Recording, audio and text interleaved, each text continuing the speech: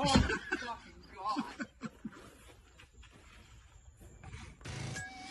Hey, Ryan. Hi, this is Sarah Palin. Ryan, Donald Trump Jr. Harsh to win, see you. Hey, everybody, I want y'all to check out a fellow Marines podcast. My name is Ted Nugent, and I got a call from my buddy Ryan F. Samuels, and he wants me to tell you that he's a working hard, playing all-American son of a who is celebrating God, family, country. Welcome to the Ryan Samuels Show, one of the top political podcasts in the United States, where we have a healthy distrust for government and mainstream media. The Ryan Samuels Show is a raw, unfiltered look at American politics. Follow on Facebook, Twitter, YouTube, Rumble, and all podcast platforms. Here is your host, Ryan Samuels.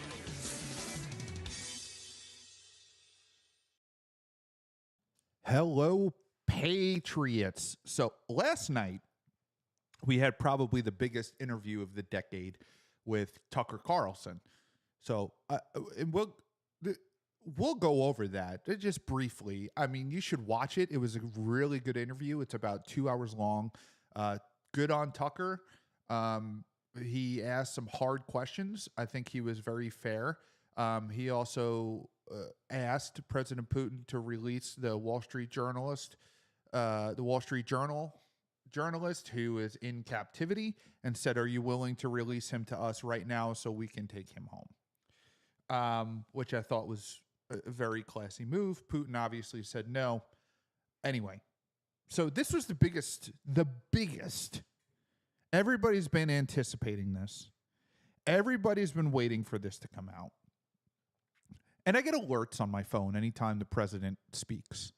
Like, the president's coming out, my phone goes off. I'm like, oh, so I'm watching this interview. And I'm like, oh, Joe Biden's doing a press conference? That's weird. Is he trying to compete with Tucker Carlson? That can't be right. There's just no way he's going to be able to compete with that. Like, 150 million people watched this interview on various platforms. So I click over, and he's addressing the special counsel report on his classified documents case. Now, if you don't know, I mean, you do know that Donald Trump was raided by the FBI for having classified documents, and, you know, the left calls him a criminal, blah, blah, blah, blah, blah, blah, blah, blah.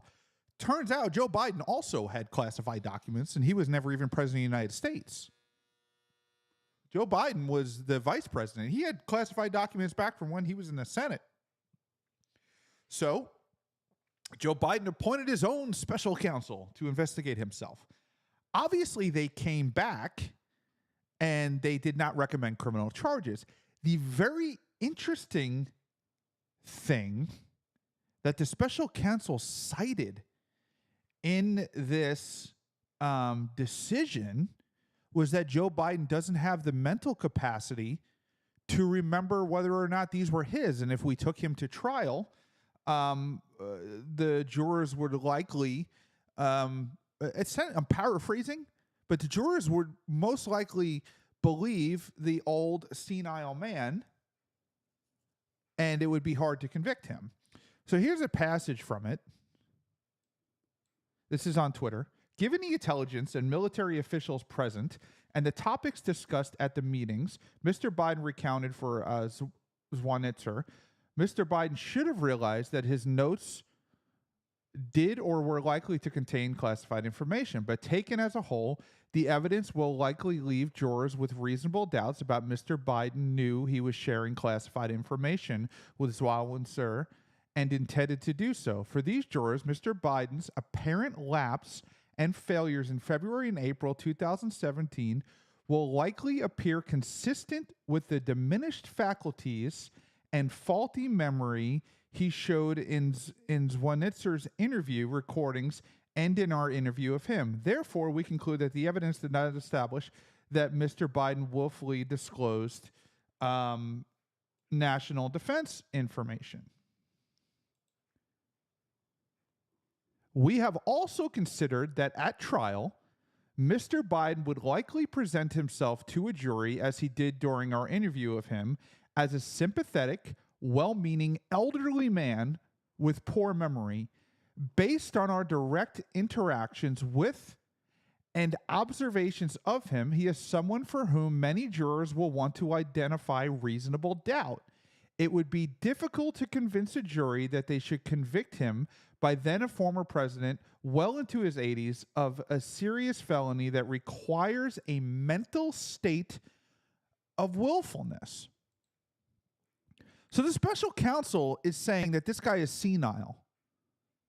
Yeah, he did it. He should have known, but he was senile, so therefore he's off the hook. That's the official report.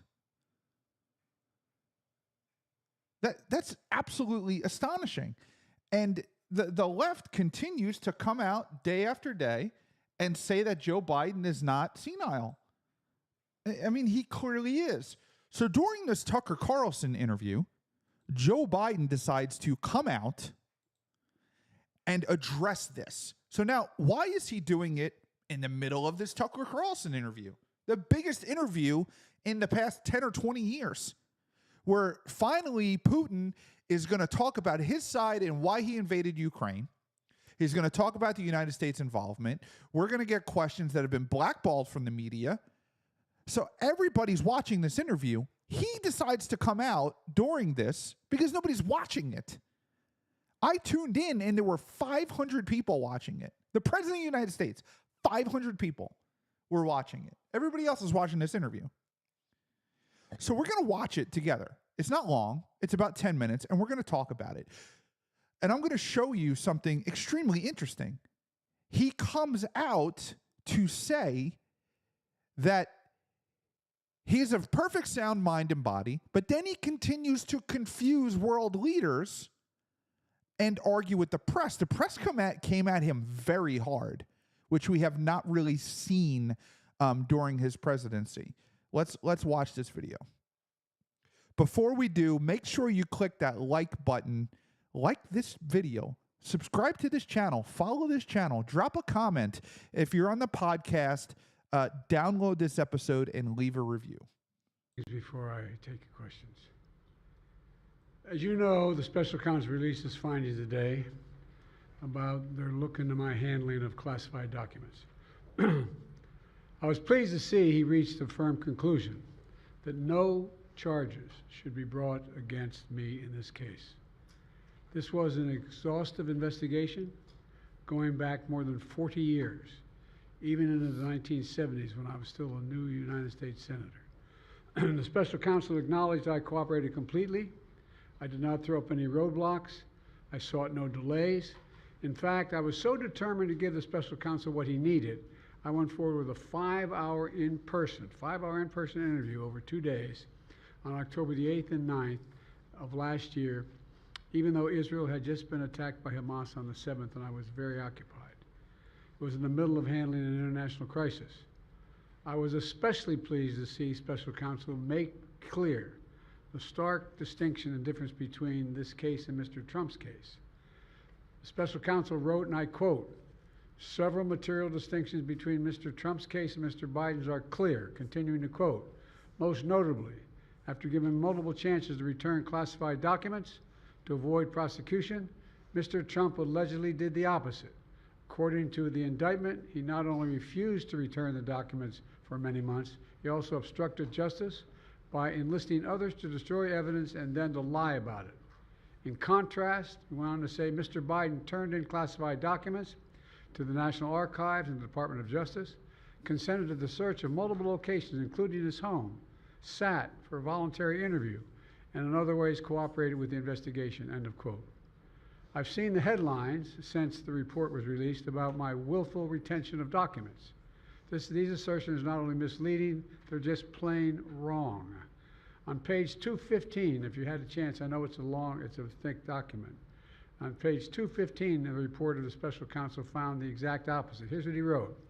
"There is in fact a shortage of evidence that I willfully retained classified materials related to Afghanistan." On page 12, the special counsel also wrote, for another documents, "The decision to decline criminal charges was straightforward. The evidence suggests that Mr. Biden did not willfully retain these documents. The evidence said I did not willfully retain these documents. In addition, I know there's some attention paid to some language in the report about my recollection of events. There's even reference that I don't remember when my son died. How in the hell dare he raise that? Anytime Joe Biden is backed into a corner, he uses his son Beau. His son Beau died of cancer, right? Horrible to lose a child. But he uses his son as a tool. He constantly refers to his military service, and that's why he died from Iraq. Like he lies about it and exaggerates it. So anytime he's backed into a corner, he goes into I need sympathy mode. And he turns into, well, my son died. And how dare you question me? You didn't remember it in the interview. They're writing down what the facts of the case are. They're writing down what you said in the interview. That's what they're doing. Frankly, when I was asked the question, I thought to myself, it wasn't any of their damn business. Let me tell you something. Some of you have commented, I wear since the day he died, every single day, the rosary he got from Our Lady of... Our Lady of what, Joe? Do you not remember? Or is it just Our Lady of, and then let's pretend to be emotional? Every Memorial Day we hold a service remembering him, attended by friends and family and the people who loved him. I don't need anyone. I don't need anyone to remind me when he passed away or passed away. Simple truth is I sat for a 5-hour interview over 2 days of events going back 40 years. At the same time I was managing international crisis, their task was to make a decision about whether to move forward with charges in this case. That's their decision to make. That's the counsel's decision to make. That's his job. And they decided not to move forward. For any extraneous commentary, they don't know what they're talking about. It has no place in this report. The bottom line is the matter is now closed. I'm going to continue what I've always focused on, my job of being President of the United States of America. Now, thank you, and I'll take some questions. President Biden. It's about to go ham, okay? The press let him speak. Now, listen to this. This is, I mean, they go nuts. Something the special counsel said in his report is that one of the reasons you were not charged is because, in his description, you are a well-meaning elderly man with a poor memory. I'm well-meaning, and I'm an elderly man, and I know what the hell I'm doing. I've been president, and I put this country back on its feet. I don't need his recommendation. It's How totally bad is your memory, and can you continue as president? My memory is so bad, I let you speak. That's Do you my feel your memory has gotten worse, Mr. No, look, President? my memory is not good. My memory is fine. My memory, take a look at what I've done since I become president. None of you thought I could pass any of the things I got passed. How'd that happen? You know, I guess I just forgot what was going on. Mr. President. Voters have concerns about your age. How are you going to assuage them? And do you fear that this report is only going to fuel further concerns about your age? Only by some of you. Mr. President, you were cleared of criminal liability today, but do you take responsibility for at least being careless with classified material? I take responsibility for not having seen exactly what my staff was doing. It goes in and points out things that appeared in my garage, things that came out of my home, things that were moved not by me, but my staff. That's how anybody does it. I mean, do you think Donald Trump was physically lifting boxes from the White House? I don't think so. Mr. President, Look how overwhelmed he is. Look how overwhelmed he is. I mean, the press is finally starting to come at Joe and like, dude, you're senile. Mr. President, for months when you were asked about your age, you would respond with the words, watch me. Many American people have been watching, and they have expressed concerns about your age. That is your judgment. That is your judgment. No, it's not. The polls are overwhelmingly left, right, center. overwhelming, the concern is your mental competence. That's not her opinion, but that's how sad. This situation is just sad. The people surrounding him are telling him he's fine. He's convinced that he's fine. They're hiding the fact that the American people don't want you as president because they don't feel that you're mentally competent. So he believes, because he's a senile old man, he believes that this is okay, that no, that's not true. That's your opinion. You're trying to twist something around. But the polls are crystal clear. We went over them a couple of days ago on the show. That is not the judgment of the press. They express concerns about your mental acuity. They say that you are too old. Mr. President, in December, you told me that you believe there are many other Democrats who could defeat Donald Trump. So why does it have to be you now? What is your answer to that question? Because I'm the most qualified person in this country to be president of the United States and finish the job I started. Do you believe that, Mr. President, why are you confusing the names of world leaders? I did not share classified information. I did not share it. With your ghostwriter? With my ghostwriter, I did not. Guarantee you did not. What the well, no, he did not say that. He did not say that. Well, let me answer your question. The fact of the matter is, what I didn't want repeated, I didn't want him to know, and I didn't read it to him, was I had written a long memorandum to President Obama why we should not be in Afghanistan. And I was multiple pages. And so what I was referring to, I said classified. I should have said should be private, because it was a contact between the president and the vice president as to what was going on. That's what he was referring to. It was not classified information in that document. That was not classified.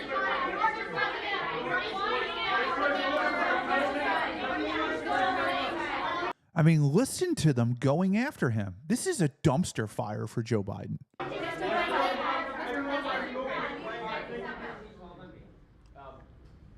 When you look back at this incident, is there anything you would do differently now?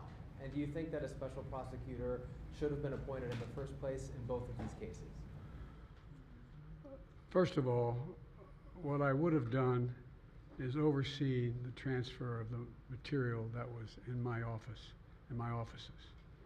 I should have done that. If I go back, I didn't have the responsibility to that. That was my staff was supposed to do that, and they referenced that in the report. And my staff did not do it in the way that, for example, I didn't know how half the boxes got in my garage until I found out staff gathered them up, put them together, and took them to the garage in my home. And all the stuff that was in my home was in filing cabinets that were either locked or able to be locked. It was in my house. It wasn't out in, like in Mar-a-Lago, in a public place where, and none of it was high classified. Didn't have any of that. Where these documents in Mar-a-Lago were kept were not in a public place. There are public places, but they were kept in the private quarters of President Trump, where the Secret Service protects it. Not in his garage in Delaware next to his Corvette with no security. I mean, that's a fundamental difference. You want to call it a public place? I guess it's not. It's a private club. But if you want to say that people are on the property, yeah, that's fine. But Mar-a-Lago is huge. And it's locked in his room. Red stuff on it, you know what I mean, around the corners? None of that. And so I wish I had paid more attention to how the documents were being moved and where. I thought they were being moved to the archives. I thought all of it was being moved. That's what I thought. Now, what was the last part of your question? Whether a special counsel should have been appointed in this case and in the case of your rival, former president. I think a special counsel should have been appointed. And the reason I think a special counsel should have been appointed is because I did not want to be in a position that they looked at Trump and weren't going to look at me. He just admitted I wanted them to look at me so that nobody could use that against me with Donald Trump. You think the person that him or his administration picked to look into it was actually going to come forward with criminal charges like they did for Donald Trump? Just like they looked at the vice president. And the fact is they made a firm conclusion. I did not break the law. Period. Thank you all. That's not what they said. They didn't say that you didn't break the law. They said that you would not be a good defendant because you're too old and feeble-minded to be believed by a jury. Therefore, it would be reasonable doubt that you had criminal intent. That's what it was. You're just too old and forgetful that we just assume you didn't really realize it was happening. That's the reason. Well, very, very much. Now, he's out of the clear. Joe's out of the clear. He kind of stepped his way through it. It was not the best. The press is pissed. But he's out. He's on his way out.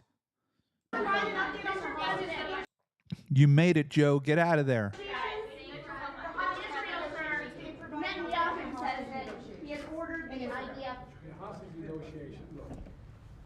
Oh, boy.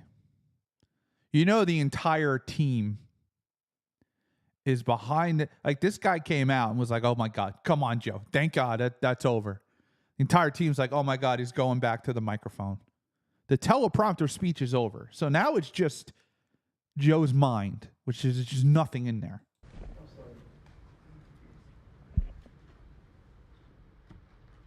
I'm of the view, as you know, that the conduct of the response in Gaza, in the Gaza Strip, has been over the top. I think that, as you know, initially the president of Mexico, Sisi, did not want to open up the gate to allow humanitarian material to get in. The president of Mexico didn't open the border to Gaza in Israel? That's literally what he just said. After he talked about how his mental competence is perfectly fine. That's literally what he just said. Did not want to open up the gate to allow. I think that, as you know, initially the president of Mexico, Sisi, did not want to open up the gate to allow humanitarian material to get in. I talked to him. I convinced him to open the gate. I talked to Bibi to open the gate on the Israeli side. I've been pushing really hard to get humanitarian assistance into Gaza. There are a lot of innocent people who are starving, a lot of innocent people who are in trouble and dying, and it's got to stop, number one. Number two, I was also in a position that I'm the guy that made the case that we have to do much more to increase the amount of material going in, including fuel, including other items. I've been on the phone with the Qataris, I've been on the phone with the Egyptians, I've been on the phone with the Saudis to get as much aid as we possibly can into Gaza. There are innocent people, innocent women and children who are also in badly in need of help. And so that's what we're pushing. And I'm pushing very hard now to deal with this hostage ceasefire because, I've been working tirelessly in this deal. How can I say this without revealing it? To lead to a sustained pause in the fighting, in the actions taking place in the Gaza Strip. And because I think if we could get the delay for that, the initial delay, I think that we would be able to extend that so that we could increase the prospect that this fighting in Gaza changes. There's also negotiations.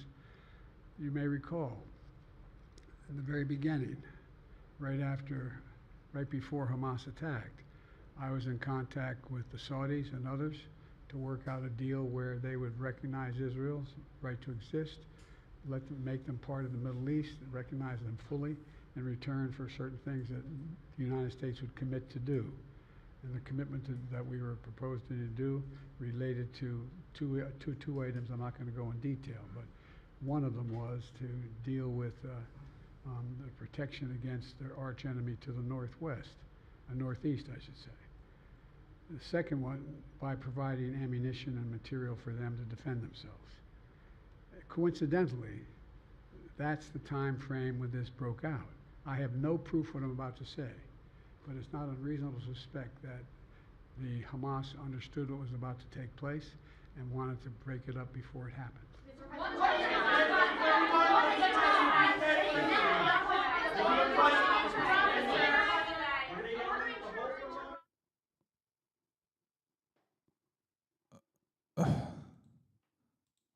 Wow. What a dumpster fire. What a dumpster fire. I am of perfect sound mind and body. Mexico is not giving me what I need to go into the Gaza Strip. So we'll be reminded that Donald Trump confused Nikki Haley with Nancy Pelosi in a speech. He just misspoke, right? I would say in a normal situation that Joe Biden just misspoke. However, he does it all the time. And that's the main issue. This is a constant thing. He's constantly confusing world leaders' names. He's constantly confusing the scenarios, the situations, anything that's going on. It's sad. It's not I don't think that he has like horrible intentions to destroy the country. I just think he's incompetent. And that's more dangerous than being intentional. And I think the people around him are using him to get what they want. To get their war money, to get their kickbacks for Ukraine and every Israel and Gaza, and it's sad. I mean, it's horrifically sad.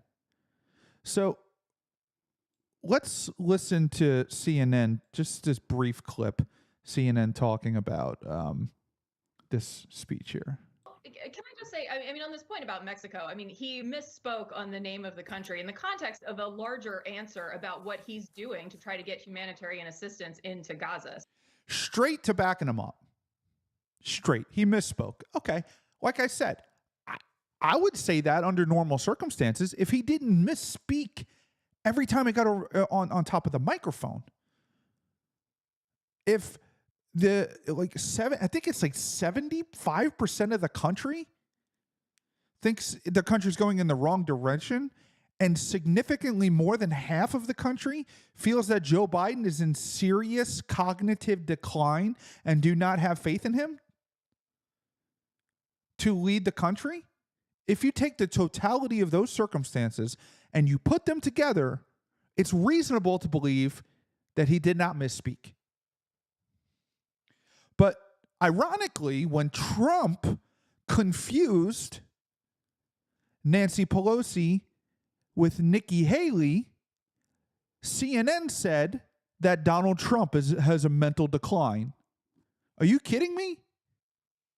So is it a perfect answer? Is it great to misspeak? No, it's never great to misspeak. I promise everybody on this panel right now has misspoken and said the wrong name or the wrong the wrong date in a conversation. But, he's explaining in great detail the work that he's doing to try to ease that crisis. And so I don't think that we should lose sight of the fact that he's explaining the work that he's doing as president and get so hung up on one word. Can I just say, I mean, on this point about Mexico, I mean, he misspoke. It's nonsense. The guy is not mentally well. I'm sorry. The guy is not mentally well. He's not ready. He's not prepared to be the president of the United States again. Sorry. He cannot do it. He cannot do it. He does not have what it takes. And it's leading our country in just a really terrible direction. Let's check out this clip. I haven't watched this clip, but this just popped up. Let's look at this. Well, it's cruel on us, too. I mean, the man's got senile dementia. I've been saying that for some months. Oh, don't be so beastly, Nigel. No, he's got senile dementia. He's not just the leader of America. He's the leader of the free world. And under his tenure, many of these awful things around the world have happened. Doesn't mean it's all his fault, but he is clearly totally incapable of the job. And I don't agree with you, Stephen. I don't think it will be a Trump-Biden runoff. I think they'll ditch him before the Democrat convention takes place in July. I think he's just too embarrassing. His personal approval ratings are falling and falling and falling. They're down in the mid-30s, and that in America is sort of historic lows. No, I think they'll get rid of him. And I think what was interesting about yesterday was a lot of the more liberal media have turned a blind eye to his mental deficiencies. Now they're all looking at it. And I mean, when you think about it, to hold a press conference and say, hey, guys, my mind is fine, and then to confuse who the president of Mexico is with Egypt in this very same week you've talked about President Mitterrand being still in charge of France when he died in 1996. I mean, look, literally every single day now, there is something that happens that is literally cringe-making. So, no, I think they've got to get rid of it. And you think they'll get rid of him for almost anyone? Or do you have, is there a front-runner name that you can predict now?